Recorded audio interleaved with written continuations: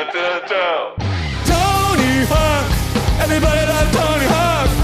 Going through the air with 17 and spinning. Yeah! If you are joining me now, then you just watched what may be the dumbest animation you've ever let bleed into your eyeballs and ear holes.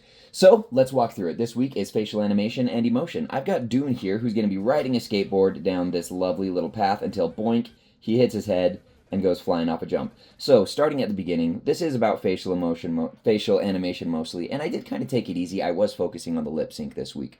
But, let's take a look. So, we start off with a little da-da-da-da-da-da, which is mostly just mouth and tongue movement to get that in, but I also gave him a bit of a headbang for a bit of personality, and that close-up really gives it da-da-da-da-da-da. It gives it kind of a lot of good feeling, and then, of course, the whip pan out to him holding the skateboard above his head. So, let's take a look at what happens. We drop in, and he starts to lip-sync this. He's singing Tony Hawk. One thing that I love about lip-syncing, and I learned this from a YouTuber forever ago called Domix, who did animations, and it was kind of this eye-opening moment for animating lip sync and mouth movements, is that he had a library of, I can't remember exactly the amount it was like 13 or 18, somewhere around there, different mouth shapes that you really could just drop them in, and if you knew those different mouth shapes, you could make your character say anything that you wanted, and he animated his entire 2D little YouTube sprite out of those mouth shapes, and he showed them off one time,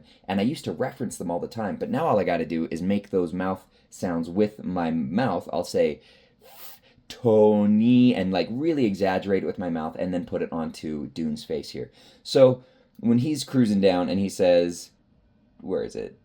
Tony Hawk. You can see the hawk of Tony Hawk.